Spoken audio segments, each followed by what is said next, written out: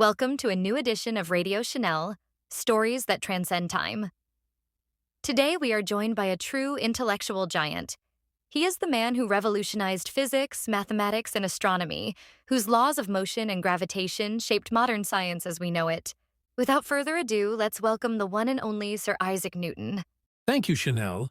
It's a pleasure to be here, although I must admit this format is a bit unconventional for my time. We love breaking conventions here. Now, Sir Isaac, your work is legendary, but let's start from the beginning. What sparked your interest in science and mathematics? Was there a defining moment in your youth?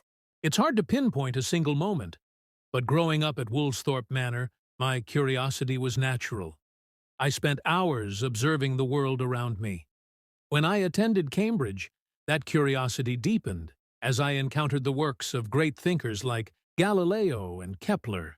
It wasn't one particular event, but a gradual realization that the universe could be understood through reason and mathematics.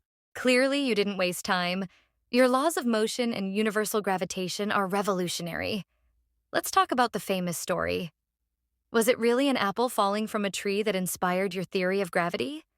Or is it just a legend? The apple story is true, but perhaps a bit exaggerated.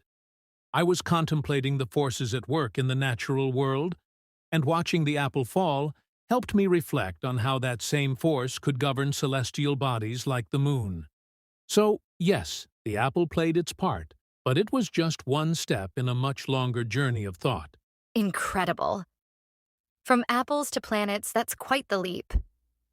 Another of your great achievements is the Principia Mathematica, which laid the foundations of classical mechanics.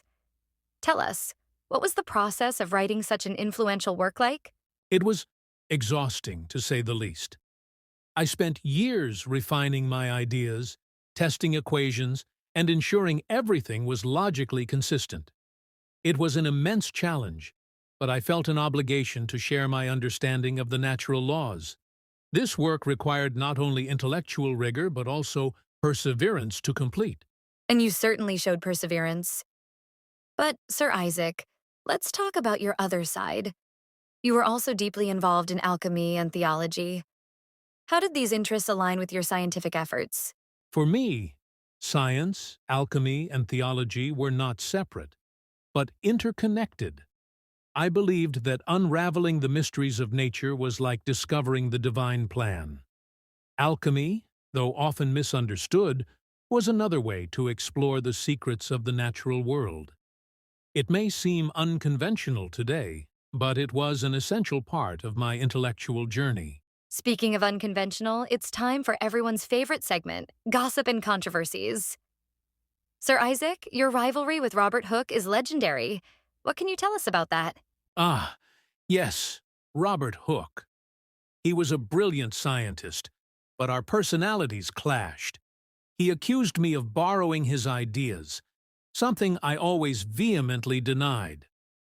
Let's just say we had passionate disagreements. It's unfortunate, but rivalries often accompany great discoveries. We love a little drama, and I've heard you weren't exactly the life of the party in your time. Some even called you a hermit. What do you think of that? I preferred solitude, yes. It allowed me to focus entirely on my work. Social distractions were not to my liking. However, I wouldn't call it seclusion. I simply valued my time and energy. Fair enough, but I can't resist asking. If you had to choose between another revolutionary discovery or throwing the best party of the 17th century, which would you choose? I believe the answer is obvious. Science always comes first.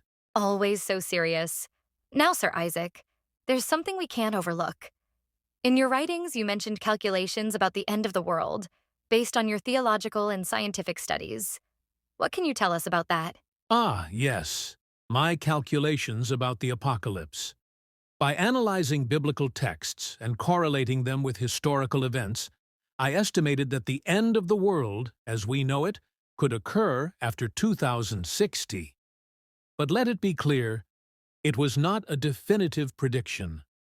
Rather, it was a warning that humanity must seek progress and harmony to avoid its own destruction. Wow. Deep and certainly thought-provoking. Before we say goodbye, what advice would you give to future generations of scientists and thinkers? Question everything, maintain curiosity, and don't fear hard work. Progress often requires looking beyond established boundaries. As I once said, if I have seen further, it is by standing on the shoulders of giants. Wise words. Thank you so much, Sir Isaac. It's been an honor having you on Radio Chanel. And well, dear fans, that's all for today. Remember, both the script and the image were created with the help of ChatGPT by OpenAI. If you have any products, projects, or even another YouTube channel, feel free to mention it in the comments. I'd love to promote it in the next episode. Don't forget to like, subscribe, and turn on notifications. Goodbye, dear ones.